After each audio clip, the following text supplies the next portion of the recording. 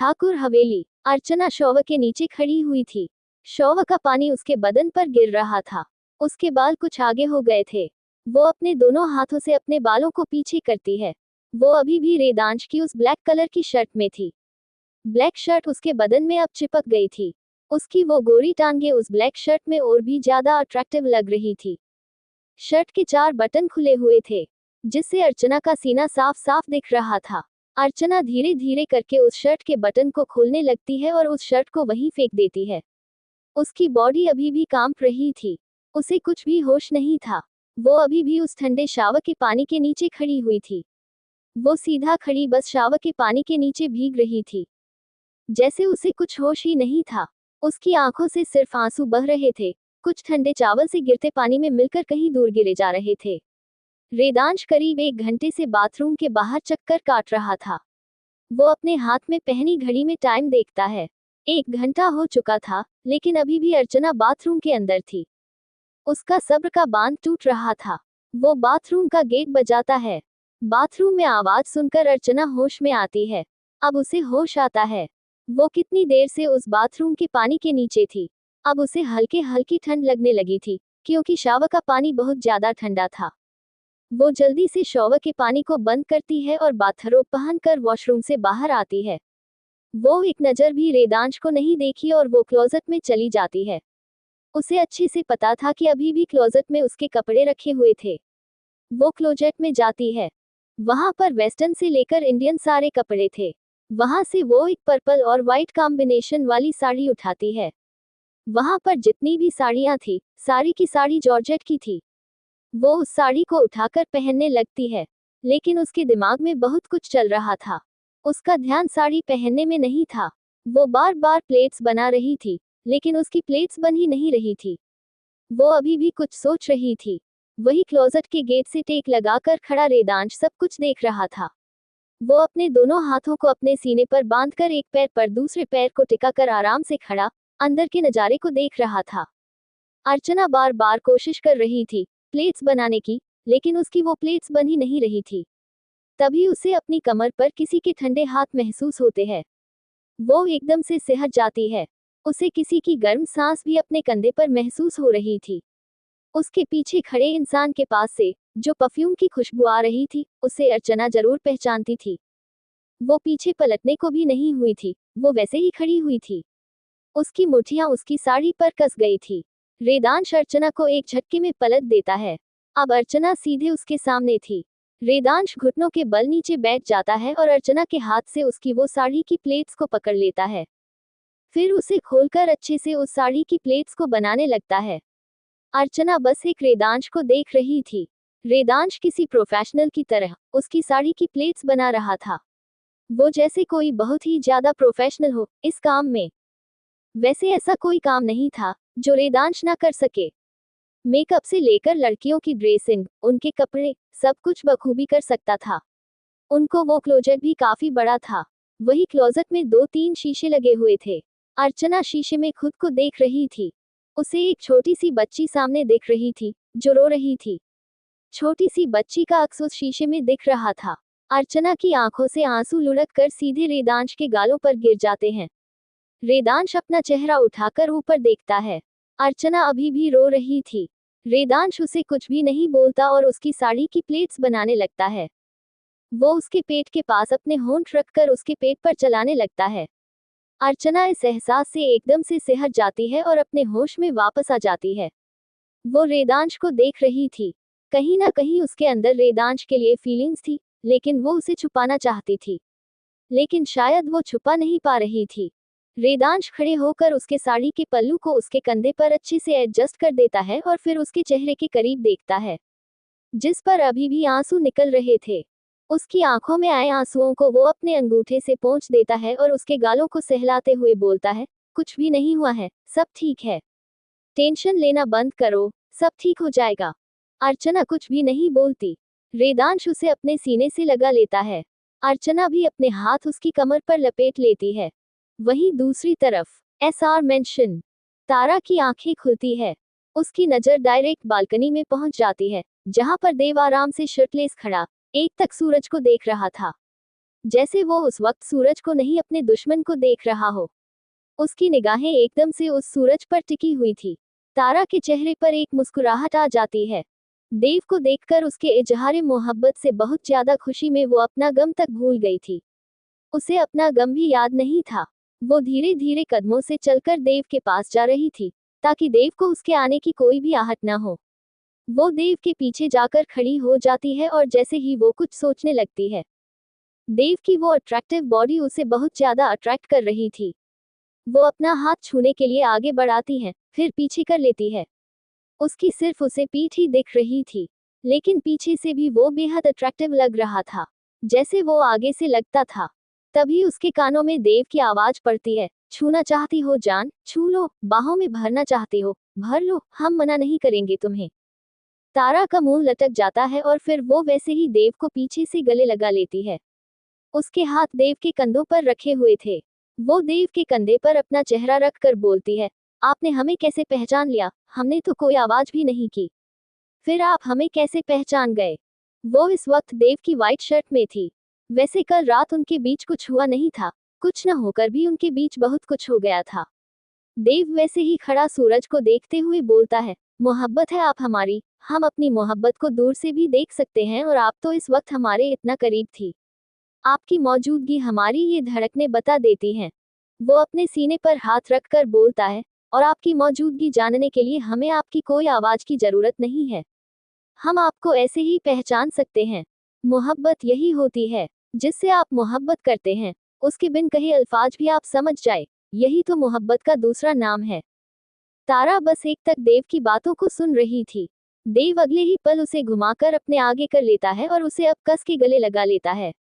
तारा अभी भी वैसे ही देव के गले लगी रहती है। वो मुस्कुरा रही थी, मुस्कुराती भी क्यों नहीं। वो जिस चीज से भाग रही थी या वो भागती थी, वो बोलती थी कि वो देव से प्यार नहीं करती है। वो सिर्फ उसकी बोलने की बात थी। असल में तो वो दिल से प्यार करती थी। उसे देव का उसको किस करना, उसकी केयर करना, उसे बेहद पसंद आता था। देव उसके बालों को अपनी मुट्ठी में प्यार से भरकर उसका चेहरा ऊपर करता है और उसके होठों पर अपने होठ रखकर उसे पैशनेट किस करने लगता है। तारा भी उसका पूरा साथ दे रही थी। देती भी क्यों ना, जब वो इस बात से भागती थी कि उसे प्यार नहीं करती है, तभी भी उसकी किस में साथ देती थी, क्योंकि वो इतना अट्रैक्टिव होता था कि कोई भी उसके लिए मदहोश हो जाए। फिर यहाँ तो तारा थी, जिसके दिल में देव के लिए फीलिंग्स थी। अब अपनी फीलिंग्स को एक्सेप्ट भी कर रही थी, पर वो पूरी तरीके से एक्सेप्ट नहीं कर पा रही थी। वो फीलिंग्स एक्सेप्ट करती खुद को, लेकिन देव के सामने अभी उसने इस चीज को एक्सेप्ट नहीं किया था। इजहार करती भी कैसे? रंधावा को बदला जो लेना था ठाकुरों से, चाह कर भी वो अपनी फीलिंग्स उसे नहीं बता सकती थी। उसकी फीलिंग्स सिर्फ उसके अंदर ही रह गई थी, लेकिन वो खुश थी। अगर उसे कभी कुछ हो भी गया, तो फिर देव उसके बच्चे को अच्छे से ख्याल रखेगा। वो दोनों एक दूसरे को पेशेंटली फ्रेंच किस कर रहे थे। उनकी ये फ्रेंच किस डीप किस में बदल जाती है, पता नहीं चलता। लेकिन करीब 5 मिनट बाद ही तारा को घुटन सी महसूस होने लगी थी। वो अपना चेहरा इधर उधर करने लगी थी। देव तुरंत ही तारा के चेहरे को छोड़ देता है। तारा गहरी सांस ले रही थी। अब वो ज्यादा देर तक किस नहीं कर पाती थी। पता नहीं क्यों, शायद प्रेगनेंसी की वजह से वो ज्यादा देर तक उसे किस नहीं कर पाती थी। उसे घुटन महसूस होने लगती थी। तारा देव के सीने से लगकर एक बार फिर उससे सवाल करती है कि आप हमसे सच्ची में प्यार करते हैं प्रोफेसर? बिल्कुल सच्ची वाली प्यार करते हैं आप हमें? देव बेफिक्र से बोलता है, नहीं। तारा हैरानी से अपना चेहरा उठाकर देव को देखती है। वो उसे घूर रही थी। देव हल्का सा हंस देता है और बोलता है, कौन सा हम आपसे प्यार करते हैं? बेइंतहा प्यार करते हैं। इसीलिए तो आपसे शादी करने के लिए टूट गए थे। आप हमारी इकलौती जान है और आपकी जगह कोई भी नहीं ले सकता, कोई भी नहीं। देव ठाकुर की जब तक सांस चलेगी, वो सिर्फ और सिर्फ तारा देव ठाकुर के लिए ही चलेंगी। तारा अपना चेहरा देव के सीने से निकाल कर उसके चेहरे को देखते हुए बोलती है, अगर कोई हमारे बीच आ गया है, या फिर आप बदल गए तो? देव उसके चेहरे को देखते हुए बोलता है, जिस दिन ठाकुर बदल गया, तो समझ लेना देव ठाकुर की सांस भी चली गई। क्योंकि देव ठाकुर किसी भी हिसाब से सिर्फ और सिर्फ तारा देव ठाकुर का ही नाम है। उसके अलावा किसी का भी नहीं, और देव ठाकुर कभी नहीं बदलेगा। वो अपनी तरह से वैसे ही प्यार करें, जिससे वो करता है। तारा मुस्कुरा देती है और मैं फिर से देव के सीने से लग जाती है। शौर्य अपने ऑफिस में बैठकर अपना काम कर रहा था। वो आज अपने ऑफिस नहीं गया था। वो एसआर मेंशन में ही बने अपने ऑफिस में बैठकर अपना काम कर रहा था। उसके हाथ लगातार लैपटॉप पर चले जा रहे थे। वो बहुत ही स्पीड में अपने हाथों को लैपटॉप पर चला रहा था। तभी उसके दिमाग पर कुछ क्लिक होता है। वो अपने हाथ लैपटॉप पर रोककर बैठे हुए कुछ सोचने लगता है। वो खुद से ही बोलता है, अर्चू तो कल रात मेंशन आई ही नहीं, वो कहाँ गई है? कहीं वो रेदांश हमारी बहन को अपने साथ कहीं लेकर तो नहीं चला गया? अगर ऐसा हुआ या फिर उसने हमारी बहन को जरा सा भी हट किया, तो हम उसे छोड़ेंगे नहीं। हम उसकी बहन को हट करने से पहले एक बार भी नहीं सोचेंगे। जो हमारी बहन को हट करेगा, तो हम उसकी बहन को भी हट करेंगे। Just like that, tit for tat. वो खुद से बोल ही रहा था कि तभी उसके ऑफिस रूम का गेट खुलता है और देवांशी अंदर आती है। उसने अपने हाथों में कॉफी पकड़ी हुई थी। वो धीरे धीरे कदमों से अंदर आ रही थी। उसे देखकर साफ पता चल रहा था कि उससे ढंग से चला भी नहीं जा रहा है। देवासी को देखकर शौर्य के चेहरे पर तिरछी मुस्कुराहट तैर जाती है। वो मुस्कुराते हुए देवांशी को देख रहा था। देवांशी, जिसकी नजर अभी नीचे झुकी हुई थी, उसके नजदीक जैसे ही जाती है, उसकी नजरों से मिलती है, वो भी मुस्कुराने लगती है। वो धीरे धीरे चल के उसके पास पहुंचती है और टेबल पर कॉफी रखते हुए बोलती है, आपकी कॉफी का टाइम हो गया है ना? शौर्य देवांशी का हाथ पकड़ लेता है और उसे अपनी गोद में बैठा लेता है। देवांशी को कोई झटका नहीं देता। वो आराम से देवांशी को अपनी लेप पर बैठता है। वो देवांशी को आराम से अपनी गोद में बैठा लेता है और उसके पेट पर उंगलियां चलाने लगता है। उसकी गर्दन पर अपनी चिन रखते हुए उसकी गर्दन पर गहरी सांस छोड़ते हुए बोलता है, वाइफी, तुम क्यों कॉफी लेकर आए हो? तुम्हारी तो तबीयत ठीक नहीं है ना, तो तुम कॉफी क्यों लेकर आए हो? किसी सर्वेंट को भेज देती। वो अपने शब्दों में फिक्र दिखाते हुए बोल रहा था, पर असल में उसके चेहरे पर मुस्कुराहट थी, जैसे ना जाने उसके दिमाग में क्या चल रहा हो। देवांशी ने अपना सर नीचे झुकाया हुआ था। वो धीरे से बोलती है, अब हम ठीक हैं, हम दिन भर रूम में तो नहीं बैठे रह सकते ना। हमें ऐसे खाली बैठना अच्छा नहीं लगता है। हम दिन भर ऐसे रूम में खाली नहीं बैठ सकते, हमें कुछ करने को चाहिए। हमारी वो तकलीफ तो ठीक हो जाएगी। बोलते बोलते वो रुक जाती है, क्योंकि शौर्य के हाथ देवांशी की खुली गोरी टांगों पर चल रहे थे। वो अपनी गहरी सांस देवांशी के कंधे पर छोड़ते हुए बोलता है, वाइफी, क्या आपने अर्चू को देखा है? वो हमें सुबह से कहीं भी नहीं दिख रही है। देवांशी उस लैपटॉप में देख रही थी, जिस पर शौर्य काम कर रहा था। लेकिन इस वक्त उस लैपटॉप में तो देवांशी की ही तस्वीर थी। उसे देखकर ऐसे लग रहा था, जैसे शौर्य यहाँ बैठकर सिर्फ देवांशी की तस्वीरों को देख रहा हो। देवांशी उस तस्वीरों को देखकर मुस्कुराते हुए बोलती है, भाभी, भाभी तो ठाकुर हवेली गई है भाई के साथ। वो रात में भाई के साथ वही गई थी और अभी शायद वो आए नहीं है। हाँ, वो नहीं आए हैं। मेरी अभी थोड़ी देर पहले ही हमारे भाई से बात हुई है, तो भाई ने हमें बताया था। उन्होंने बताया था कि वो यहीं से ही ऑफिस चले जाएंगे, यहाँ मेंशन नहीं आएंगे। शौर्य बोलता है, ओह, तो रेदांश हमारी बहन को अपनी हवेली लेकर गया है। अंशी एंटरप्राइजेस। अर्चना अपने केबिन में बैठी हुई थी।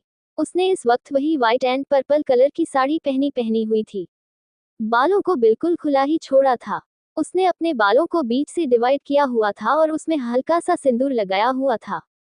चेहरे पर बिल्कुल हल्का सा मेकअप, न्यूड लिपस्टिक। वो दिखने में तो बेहद खूबसूरत लग रही थी, लेकिन उसके चेहरे पर उदासी थी। पता नहीं किस चीज की, लेकिन वो उदास थी। उसकी आंखों में कुछ अलग ही दिख रहा था। उसकी आंखों में नमी छाई हुई थी। उसकी आंखें न जाने क्या सोचकर नम थी। आज सुबह आए सपने को सोचकर या फिर कुछ और सोचकर उसकी आंखें नम थी। वो उदास बैठी हुई थी, बस अपनी सोच में ही गुम थी। चेयर से पीछे टेक लगाकर आंखें बंद करके कुछ सोच रही थी और हाथों में उस पेन को बार बार घूम रही थी। तभी उसे अजीब सा फील होने लगता है। वो जल्दी से अपनी जगह से उठती है और सीधा वॉशरूम की तरफ भाग जाती है। उसे बहुत ही अजीब सा फील हो रहा था। वो वॉश बेसिन में जाकर वॉमिटिंग करने लगती है। उसे वॉमिटिंग जैसा फील हो रहा था। उसकी तबीयत सुबह से ही ठीक नहीं थी। उसे बेहद अजीब से लग रहा था। वो थोड़ी देर बाद वॉशरूम से बाहर निकलती है। उसे अभी भी कुछ ठीक नहीं लग रहा था। उसे अजीब सा लग रहा था। वो अपना चेहरा टॉवल से पोंछ रही थी। वो अपनी कुर्सी के पास आती है और वहां रखे अपने पर्स में कुछ ढूंढने लगती है। उसके हाथों में कुछ आता है और वो सीधा वॉशरूम के अंदर चली जाती है। थोड़ी देर बाद वो वॉशरूम से बाहर निकलती है। उसके चेहरे पर खुशी झलक रही थी। जो थोड़ी देर पहले उसका चेहरा पूरा मुरझाया हुआ था, उसके चेहरे पर उदासी और नाखुशी दिख रही थी। वहीं अब उसके चेहरे पर बहुत ही बड़ी खुशी दिख रही थी, जैसे वो बेहद खुश हो। उसे कोई ऐसी चीज मिल गई हो जो उसके लिए बहुत ही ज्यादा बड़ी हो। उसने अपने हाथ में प्रेगनेंसी किट पकड़ी हुई थी। वो उसे देख रही थी। उसे देखकर वो बहुत ज्यादा खुश थी। साफ पता चल रहा था कि वो प्रेगनेंसी किट उसे प्रेग्नेंट बता रही थी। वो खुशी के मारे डांस करने लगती है। वो जल्दी से अपने केबिन से निकलकर सीधे रेडांश के केबिन में चली जाती है। वो बिना नॉक किए उसके केबिन के अंदर चली जाती है। वहीं रेदांश एक फाइल पकड़े हुए था, येलो कलर की फाइल, जिसे देखते हुए वो बहुत ही ज्यादा सीरियस था। उसके चेहरे के एक्सप्रेशन सीरियस थे। वो एक्सप्रेशन लेस चेहरे से एक टक फाइल को ही घूरे जा रहा था। अर्चना, जो खुशी खुशी अंदर जाती है, लेकिन उसके एक्सप्रेशंस को देखकर उसकी खुशी जैसे कहीं गायब हो जाती है। उसके एक्सप्रेशन देखकर वो रेदांश के पास जाती है और उसके कंधे पर हाथ रखकर बोलती है, क्या हुआ पतिदेव, आप ऐसे क्यों बैठे हो? उसे थोड़ा अजीब लग रहा था, डर भी लग रहा था। अर्चना के वहां आते ही रेदांश ने वो फाइल तुरंत बंद कर दी थी। अर्चना उस फाइल को देखना चाहती थी कि आखिर है क्या उस फाइल में, जिसकी वजह से रेदांश के इतने कोल्ड एक्सप्रेशन थे। रेदांश एक हाथ झटक कर अर्चना का हाथ झटक देता है और उसे पर चिल्लाते हुए बोलता है, तुम दूर रहो हमसे, तुम जैसी लड़कियां समझती क्या है खुद को कि रेदांश ठाकुर को धोखा दे दोगी? आज तक कोई ऐसा पैदा नहीं हुआ जो रेदांश ठाकुर को धोखा दे सके। अर्चना तो कुछ समझ ही नहीं पा रही थी। वो तो पहले से जानता था ना कि अर्चना उसको धोखा ही देने आई थी, तो फिर अब ऐसा क्यों बोल रहा था? ऐसा क्यों बोला उसने कि वो धोखा दे रही है? उसे तो पहले से पता था कि वो उसे धोखा ही दे रही थी। वो सिर्फ अपने माँ बाप की मौत का बदला लेने आई थी हमसे, तो फिर क्यों रेदांश ऐसा बोल रहा था? यही सब अर्चना की दिमाग में चल रहा था। वो एक गहरी सांस लेती है और रेदांश को देखते हुए बोलती है, पतिदेव, ये आप क्या बोल रहे हैं? आप तो पहले से जानते थे ना, तो फिर इस वक्त ये बात क्यों कर रहे हैं? ये सब छोड़िए, मैं आपको बहुत इम्पोर्टेंट बताने आई हूँ। रेदांश उसकी बात बीच में काट कर बोलता है, हमारे लिए इस चीज से ज्यादा इम्पोर्टेंट कुछ नहीं है। हमें सच जानना है, पूरा सच। अर्चना उसे कंफ्यूजन में देखने लगती है। सच, पूरा सच? कौन सा पूरा सच? वो धीरे से बोलती है, हमने आपको सब कुछ बताया था। रेदांश गुस्से में उसकी बाजू पकड़ लेता है और उसे सीधा दीवार से टिका देता है। उसकी ग्रे एंड गोल्डन कॉम्बिनेशन वाली आंखें पूरी तरीके से लाल हो गई थी। उसकी पकड़ अर्चना की बाजू पर कसती ही जा रही थी। अर्चना को अपनी बाजुओं पर बहुत तेज दर्द महसूस हो रहा था। वो धीरे से बोलती है, हमें हमें छोड़िए, हमें दर्द हो रहा है। लेकिन रेदांश को इससे कोई भी फर्क नहीं पड़ रहा था। वो तो अपने गुस्से के आगे कुछ देख ही नहीं रहा था कि उसने अर्चना की बाजू को कितनी कस के पड़ा हुआ है। वो तेज आवाज में चिल्लाता है, मकसद बताओ हमें तुम्हारा, मकसद जानना है सिर्फ तुम्हारा। इतना सा तो मकसद नहीं है कि तुम अपने माँ बाप का बदला हमसे लेने आए हो, पूरा मकसद बताओ। अर्चना धीरे से बोलती है, ये आप क्या बोल रहे हैं? आप सब जानते हैं, आप तो द ग्रेट रेदांश ठाकुर हैं ना, जिससे कोई भी बात नहीं छुप सकती। तो आपको ऐसा क्यों लगता है जैसे हमने कुछ आपसे छुपाया है? वो जैसे उसका मजाक उड़ा रही थी, लेकिन उसकी आंखें नम थी। रेदांश गुस्से में थोड़ा पीछे आता और टेबल पर रखी फाइल उठाकर अर्चना के मुंह पर फेंकते हुए बोलता है, ये पढ़ो, तुम्हारी ही फाइल है और इसमें साफ साफ लिखा है कि तुम सिर्फ उस बदले को लेने के लिए नहीं आए हो। मकसद तुम्हारा बड़ा है, बहुत बड़ा, बस उस मकसद को हमें पता नहीं है। अब बताओ, मकसद क्या है तुम्हारा? वो दोबारा उसकी बाजू पकड़कर उसके चेहरे के करीब अपना चेहरा लाकर बोलता है। अर्चना दर्द भरा हल्का सा हंसकर बोलती है, तो आप हमारी जासूसी करवा रहे हैं? पहले हमारी जासूसी करवा कर चैन नहीं मिला था, जो अब दोबारा करवा रहे हैं? रेदांश वही अर्चना के चेहरे के पास दीवार पर एक पंच मारकर गुस्से में चिल्लाते हुए बोलता है, स्टॉप दिस नॉनसेंस और बताओ हमें क्या करने आए हो तुम? यहाँ पर अर्चना दर्द भरा मुस्कुराकर बोलती है, आपको हमारा मकसद जानना है ना? तो जानिए, हम सिर्फ और सिर्फ यहाँ पर अपने माँ बाप की मौत का बदला लेने आए हैं। जो आपके घर वालों ने मिलकर हमारे मम्मा पापा को मार डाला, उन्हें जिंदा जला दिया। आपको पता भी है, जब मासूम बच्चों के सामने उनके माँ बाप को जिंदा जलाया जाता है और उनके कानों पर जब उनके माँ बाप की चीख पड़ती है तो कैसा फील होता है? नहीं, आपने नहीं देखा ना, तो आपको थोड़ी ना पता होगा कैसा फील होता है।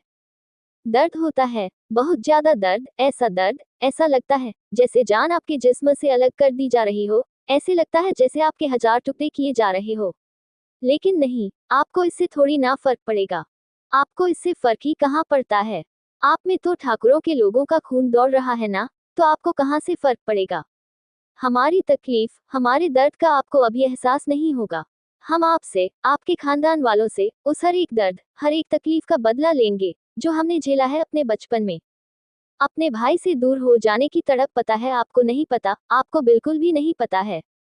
हम बचपन में अपना सारा ऐशो आराम छोड़कर सिर्फ एक गांव में रहे, सिर्फ आपसे बदला लेने के लिए। आपने क्या बोला था कि इस शतरंज के खेल की शुरुआत आपने की है? नहीं, शतरंज की खेल की शुरुआत हमने की थी। सबसे पहली चाल हमने चली थी। तब तो आपको इस खेल के बारे में पता भी नहीं था।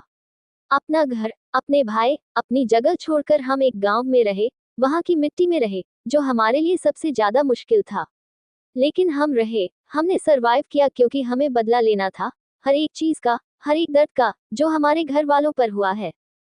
आपको क्या लगता है हम आपसे प्यार करते हैं? I hate you. नफरत है हमें आपसे, सारे ठाकुरों से नफरत है। एक दिन जैसे हमारे माँ बाप को मारा था, आपके खानदान वालों ने, ऐसे ही आपको मारूंगी। हम आपके इसी दिल के पास खंजर घोंपेंगे, इसी दिल पर हमें सबसे ज्यादा दर्द महसूस होता है। तो दर्द भी आपको मिलेगा ना, यही इसी दिल के पास। उसके दिल की तरफ पॉइंट करते हुए बोलती हैं। वेदांश गुस्से में उसके बालों को मुट्ठी में पकड़कर उसके चेहरे को ऊपर करके, उसकी आंखों में अपनी आंखें डालकर, आंखों की गहराइयों में देखते हुए बोलता है, बेबी, तुमने हमें सब कुछ बता दिया, लेकिन अपना असली मकसद तो बताया ही नहीं, जो तुम्हारी इन आंखों में दिख रहा है। तुम्हारा असली मकसद सिर्फ हमारी जान लेना तो नहीं है। असली मकसद तो कुछ और है। अर्चना उसे अपने दोनों हाथों से धक्का देने लगती है। उसने अपने दोनों हाथ उसके सीने पर रखे हुए थे। वो गुस्से में चिल्लाते हुए बोलती है, छोड़िए हमें, दर्द हो रहा है हमें, छोड़िए। लेकिन वेदांश उसे नहीं छोड़ता और उसके होठों पर अपने होंठ रखकर उसे पेशेंटली किस करने लगता है। वो उसके होठों को किस कम और बाइट ज्यादा कर रहा था। वो लगातार उसके होठों को चबा रहा था। अर्चना को अपने होठों पर दर्द महसूस हो रहा था। बहुत ज्यादा दर्द महसूस हो रहा था। उससे ये दर्द बर्दाश्त नहीं हो रहा था। उसे पहले से ही दर्द हो रहा था। दर्द के मारे उसकी आंखों से आंसू निकल जाते हैं। ये दर्द किस चीज का था, वही जान सकती थी। दिल में उठ रहे तूफान का दर्द था या फिर होठों में दर्द की वजह से। उसके दिल में दर्द महसूस हो रहा था या फिर उसके बालों में दर्द महसूस हो रहा था। उसकी आंखों से बस आंसू निकल रहे थे। फिर ये तीनों के दर्द को महसूस करके उसे दर्द ज्यादा हो रहा था। उसकी आंखों से लगातार आंसू बहते जा रहे थे। वेदांश बार बार उसके होठों को बाइट कर रहा था। करीब 10 मिनट बाद वो उसके होठों को छोड़ता है। अर्चना के होठों से हल्का हल्का खून निकल रहा था, जो दोनों के होठों पर लगा हुआ था। दोनों के सलाइवा आपस में एक दूसरे के होठों पर लगे हुए थे, जो हल्के साइन कर रहे थे। अब वेदांश अर्चना से दूर था। वो पीछे मुड़कर गुस्से में बोलता है, चली जाओ यहाँ से, अब दोबारा कभी भी हमें अपनी शक्ल मत दिखाना। तुम्हें क्या लगता है कि तुम हमारे घर वालों को हट करोगी तो हम छोड़ देंगे? नहीं, बिल्कुल नहीं। ये जो तुमने प्यार का जाल बनाकर हमारे घर वालों को हट करने का सोचा है ना, हम तो बिल्कुल इसमें नहीं फंसने वाले। चली जाओ यहाँ से, कभी हमें दोबारा अपनी शक्ल मत दिखाना। अर्चना दर्द भरी हंसी हंसकर अपनी आंखों में आंसुओं को पोंछते हुए बोलती है, जा रहे हैं हम यहाँ से, कभी नहीं दिखाएंगे आपको अपनी शक्ल। आज जो दर्द हमें महसूस हो रहा है ना, वही दर्द एक दिन आपको जरूर महसूस होगा। आप भी खाएंगे किसी अपने को, तब आपको पता चलेगा हमारी तकलीफ के बारे में। आए तो थे हम यहाँ पर आपको बहुत बड़ी खुशी देने, पर शायद आप वो खुशी सुनना ही नहीं चाहते हैं। जा रहे हैं यहाँ से, कभी नहीं दिखाए आपको अपनी शक्ल। इतना बोलकर वो गुस्से में अपनी आंखों में आए आंसुओं को पोंछते हुए वेदांश के केबिन से बाहर चली जाती है। वही वेदांश सीधे ग्लास वॉल के पास आ जाता है। वो अपनी ग्लास वॉल से सामने फैली हुई कोलकाता शहर को देख रहा था। वो अपनी पॉकेट में हाथ डालकर एक सिगार निकालता है और उस सिगार को जलाकर अपने होठों पर उसे लगाकर उसके लंबे लंबे कश लेने लगता है। वो उसके लंबे लंबे कश ले रहा था, जैसे अपने गुस्से को कंट्रोल करने की कोशिश कर रहा हो।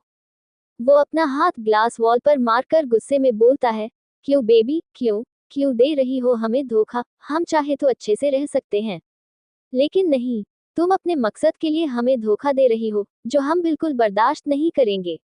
वेदांश ठाकुर सब कुछ बर्दाश्त कर सकता है, लेकिन धोखा और धोखा देने वाले लोगों को बिल्कुल बर्दाश्त नहीं कर सकता, क्योंकि बदले की वेदांश की अदालत में सिर्फ और सिर्फ मौत है। लेकिन तुम हमारी बीवी हो ना, इसलिए हम तुम्हें मौत नहीं दे सकते, इसीलिए जाने को बोल रहे हैं, वरना इतिहास क्या बोलेगा कि एक ठाकुर ने अपनी बीवी को मार डाला, सिर्फ उसकी मकसद की वजह से। नहीं, इतिहास में भी हम ठाकुरों को नाम बदनाम नहीं होने देंगे। वही अर्चना गुस्से में अपने केबिन में आती है और केबिन का सारा सामान इधर उधर फेंकने लगती है।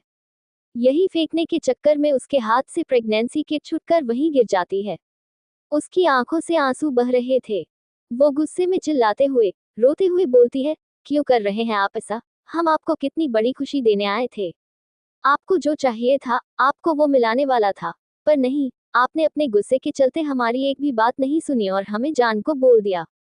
ठीक है, हम चले जाएंगे, यहाँ से बहुत दूर, इतना दूर कि आप हमें कभी कहीं पर भी नहीं ढूंढ पाएंगे, कभी भी नहीं। हम कभी भी आपके हाथ नहीं आएंगे और आप बहुत जल्द किसी अपने को खोएंगे। आपको एहसास होगा, जब कोई अपना दूर जाता है, तो कितनी तकलीफ होती है। तब आपको हमारी तकलीफ का अंदाजा होगा, पर आपको तो हमारी तकलीफ का कोई अंदाजा ही नहीं है। वो अपना पर्स उठाकर अपने केबिन से बाहर निकलती है। वो एक नज़र वेदांश के केबिन को देखती हैं। उसकी आंखों में दर्द, गुस्सा, नफरत सब झलक रही थी। वो गुस्से में सीधा लिफ्ट की तरफ चली जाती है और ग्राउंड फ्लोर का बटन दबा देती है। थोड़ी देर बाद वो लिफ्ट ग्राउंड फ्लोर पर आकर रुकती है। अर्चना सीधे उसे लिफ्ट से बाहर निकल आती है और अपनी कार में बैठकर स्पीड में अपनी कार चला देती है। उसकी आंखों में अभी भी आंसू थे। वो लगातार रोए जा रही थी। उसके हाथ स्टीयरिंग पर कसे हुए थे। वो अपनी गाड़ी फुल स्पीड में चला रही थी।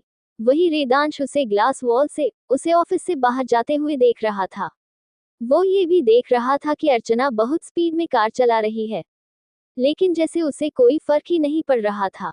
वो आराम से उसकी कार को वहां से जाते हुए देख रहा था, लेकिन उसके दिल में हल्का सा दर्द उठ रहा था, जैसे उससे उसकी कोई प्यारी चीज बहुत दूर जा रही हो। अर्चना ऑफिस से चली जाती है। वही वेदांश एक तक ग्लास वॉल से अर्चना को देखे जा रहा था।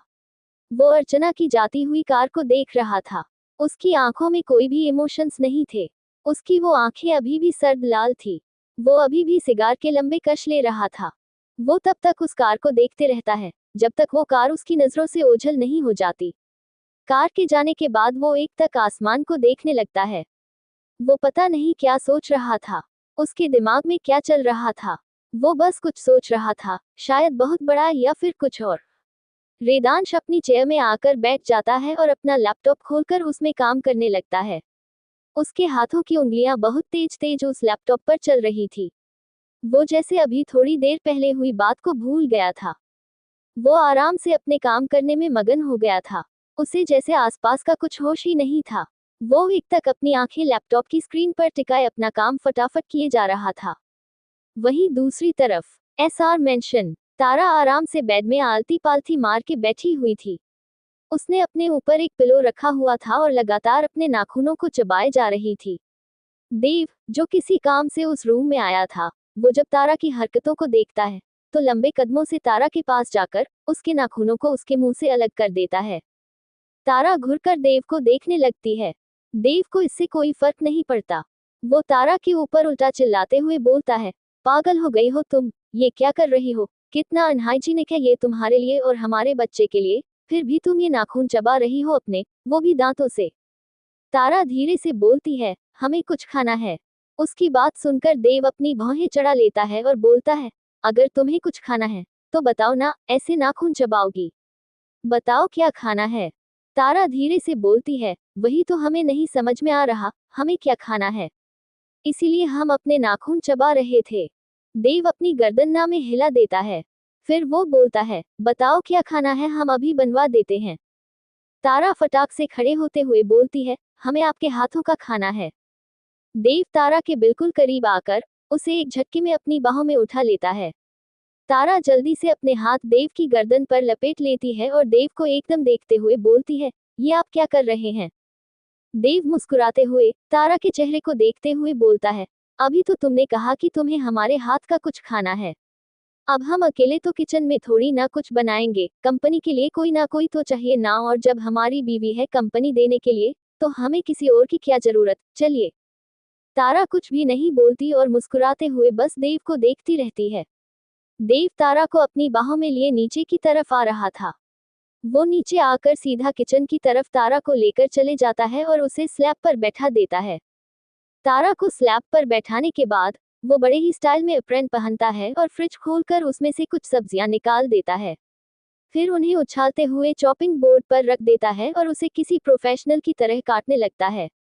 वो कुकर चढ़ाता है और उसमें आलू काट के डाल देता है। वो आलू की सब्जी बना रहा था। तारा बस उसे आराम से देख रही थी। वो कुछ भी नहीं बोल रही थी। अपने गालों में हाथ रखकर प्यार भरी नजरों से देखे जा रही थी। देव भी बस प्यार से तारा को देख रहा था और अपना काम कर रहा था। वो आटा लेता है और आटा निकालकर एक बॉल में पानी भरकर उस आटे को गूंथने लगता है। उसके छोटे छोटे बाल उसके माथे पर आ रहे थे, जो उसे इरिटेट कर रहे थे। तारा उसके बालों को पीछे कर देती है और अपनी सर से एक क्लिप निकाल कर उसके बालों में फंसा देती है, ताकि वो उसके बालों को भी बांध सके। वो उसे प्यार से देखने लगती है, जैसे वो कुछ छोटा सा प्यारा सा बच्चा हो। देव बस उसे मुस्कुराते हुए देख रहा था। वो पूरी बनाने लगता है और एक फ्राई पैन में तेल निकालकर उसमें पूरी फ्राई करने लगता है। करीब 1 घंटे बाद वो तारा के लिए पूरा उसका नाश्ता बना देता है। वो आराम से तारा को पूरी सब्जी अपने हाथों से खिला रहा था। तारा आराम से उसके हाथों से पूरी सब्जी खा रही थी। एक बार भी उसने देव से नहीं पूछा था कि वो खाना चाहता है कि नहीं खाना चाहता। वो तो बस आराम से उसके हाथों से पूरी सब्जी खाने में मगन थी, जैसे वो देव की राय जानना ही नहीं चाहती हो। देव भी बस प्यार से उसे अपने हाथों से खिला रहा था। थोड़ी देर बाद वो सारी पूरी सब्जी तारा को खिला देता है और उसके होठों के पास से साफ करके उसे अपनी बाहों में उठा लेता है और उसे सीधा ऊपर कमरे की तरफ ले जाता है। रात का वक्त, मलंग टेरिटरी। मेघा रूम में बैठी हुई थी। वो बहुत ज्यादा बोर हो रही थी। वो कुछ भी नहीं कर पा रही थी। वो बस बैठी होती है, वो तो बाहर भी नहीं चल सकती थी, क्योंकि वो रूम तो लॉक था, जो सिर्फ और सिर्फ मलंग ही खोल सकता था, उसमें पासवर्ड डालकर। उसके अलावा कोई भी नहीं खोल सकता था। किसी को भी उसके पासवर्ड नहीं पता थे, शिवाय मलंग के अलावा।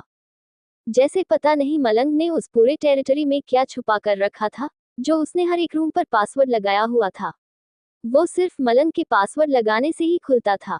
मेघा आराम से बेड पर बैठी हुई थी। वो कुछ भी नहीं कर रही थी, क्योंकि उसके पास कुछ करने के लिए था ही नहीं। उससे बहुत तेज गुस्सा भी आ रहा था कि कैसे रूम में बंद करके मलंग चला गया। उसके पास उसका खुद को फोन था। उसका टीवी भी देखने का मन नहीं कर रहा था। वो अपने पैर के ऊपर दूसरा पैर रखकर गुस्से में अपने हाथों को बांधकर बैठी हुई थी। तभी अचानक से कमरे का दरवाजा खुलता है।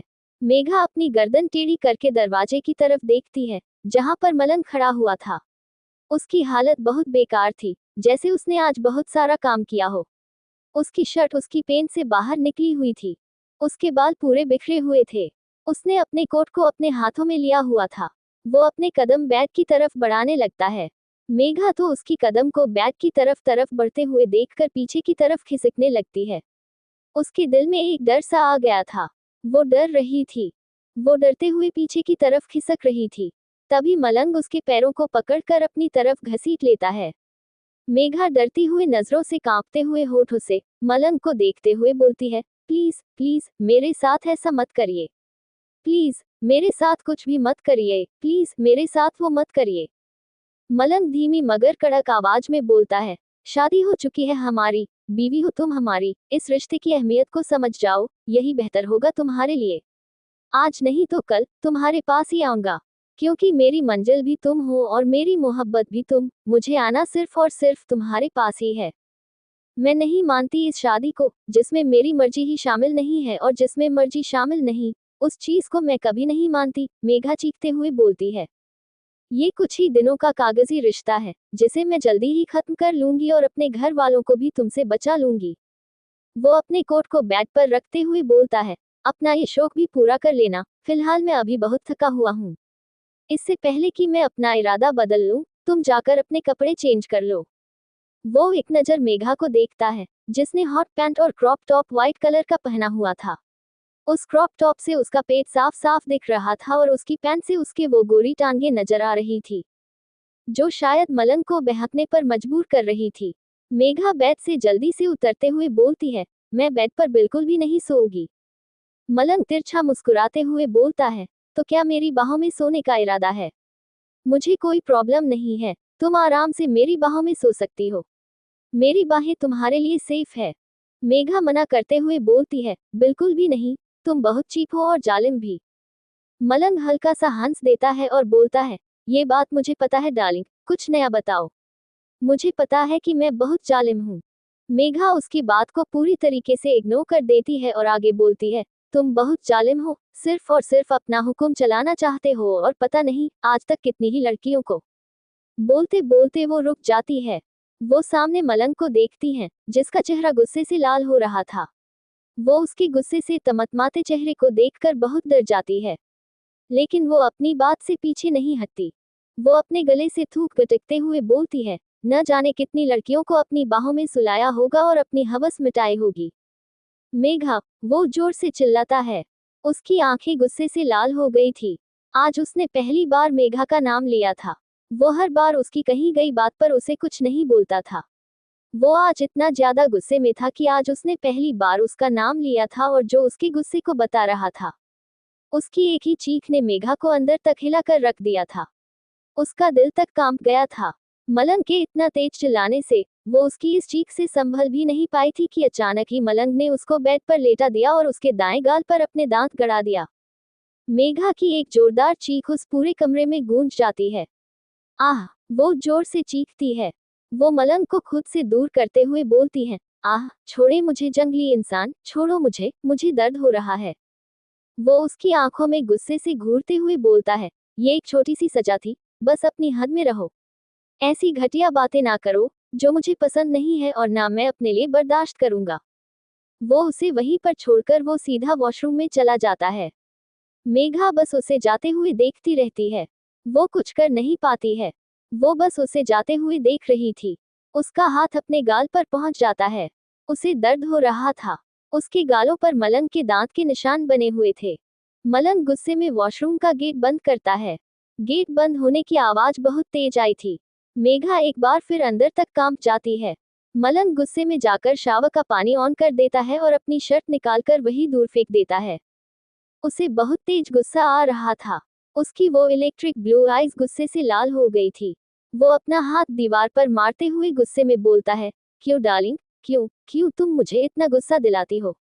तुम्हें नहीं पता, मैं अपने गुस्से पर कंट्रोल नहीं कर पाता हूँ, लेकिन तुम्हारे लिए मैं अपने गुस्से पर कंट्रोल करने की पूरी कोशिश करता हूँ।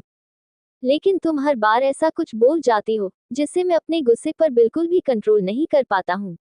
इस बार तो तुम्हें छोटी सी सजा दी है, मैं तुम्हें ये भी सजा नहीं देना चाहता था। लेकिन तुमने जो बात बोली, वो मेरा गुस्सा बहुत ज्यादा बढ़ाने के लिए काफी था। आइंदा से ध्यान रखोगी तुम, मुझसे ऐसी कोई भी बात ना बोलो कि तुम्हें मेरे गुस्से का सामना करना पड़े। मलंग का गुस्सा बहुत खराब है, बहुत खराब। मलंग शांत रहता है, उसे गुस्सा नहीं आता था और जब उसे गुस्सा आता है, तो किसी को भी नहीं देखता है कि सामने उसके कौन है। ध्यान रखो, मुझे गुस्सा ना दिलाओ। वो खुद से ही बोलता है। अंशी एंटरप्राइजेस। रेदांश अब तक अपना पूरा काम कर चुका था। वो थका वही चेयर पर लीन हो जाता है। वो टाइम देखता है। रात के 10 बजे बज रहे थे। वो अपना लैपटॉप उठाकर लैपटॉप बैग में रखता है और सीधा अपने केबिन से बाहर निकल जाता है। उसकी नज़र अर्चना के केबिन पर पड़ती है। वो पहले तो आगे निकलने लगता है, लेकिन उसकी नज़र केबिन के अंदर फैले सामानों पर पड़ती है। वो सारा सामान इधर उधर बिखरा हुआ था, जैसे किसी ने उस बहुत सारे सामान को फैला दिया हो। रेदांश के कदम अपने आप ही अर्चना के केबिन की तरफ बढ़ जाते हैं। वो केबिन खोलकर अंदर चला जाता है। वो सारे सामान को देख रहा था, जो एक एक करके इधर उधर बिखरा हुआ था। वो सारा कैबिन तहस नहस था, जैसे गुस्से में अर्चना ने सारे केबिन का सामान पटक दिया हो। उसके केबिन में तो ढंग से पैर रखने तक की जगह नहीं थी, वहां पर सिर्फ सामान फैला हुआ था। वो उस केबिन की टेबल के पास आता है। वो एक नज़र उस केबिन पर दौड़ता है। वो एक गहरी सांस छोड़कर जैसे ही मुड़कर वहां से जाने लगता है, उसकी नज़र चेयर के पास पड़ी किसी चीज पर जाती है। वो उसे देखने के लिए अपने घुटनों के बल बैठ जाता है और वहां पड़ी चीज को उठाता है। वो जैसे ही उस चीज को उठाता है, उसकी आंखें हैरानी से फैल जाती है। वो जल्दी से भागते हुए नीचे जाता है और सीधा अपनी गाड़ी में बैठकर अपनी गाड़ी फुल स्पीड में ड्राइव करने लगता है। उसे अपने सुबह की गई हरकतों पर अब गुस्सा आ रहा था। वो कस के स्टीयरिंग को पकड़े हुए था और बहुत तेज फुल स्पीड में गाड़ी को ड्राइव कर रहा था। उसकी गाड़ी हवा को चीरते हुए कोलकाता की सड़कों पर दौड़ रही थी। वो स्टीयरिंग पर अपना हाथ मारते हुए बोलता है, बेबी, अगर तुमने कुछ भी उल्टा सीधा कदम उठाया तो मुझसे बुरा कोई नहीं होगा। तुमने अभी रेदांश ठाकुर का वो रूप नहीं देखा है, जो वो सिर्फ अपने दुश्मनों को दिखाता है। अगर तुमने कोई भी ऐसी वैसी हरकत करने की कोशिश की तो तुम्हें रेदांश ठाकुर का सबसे खौफनाक चेहरा देखने को मिलेगा। शायद इस चेहरे को देखने के बाद तुम्हारे अंदर, तुम्हारे दिल में सिर्फ और सिर्फ मेरे लिए डर भी बैठ जाए। इससे मुझे फर्क नहीं पड़ता, लेकिन अगर तुमने ऐसा कोई भी कदम उठाया तो तुम्हारे लिए बिल्कुल भी अच्छा नहीं होगा। बोलते हुए गुस्से में तेजी से कार ड्राइव कर रहा था।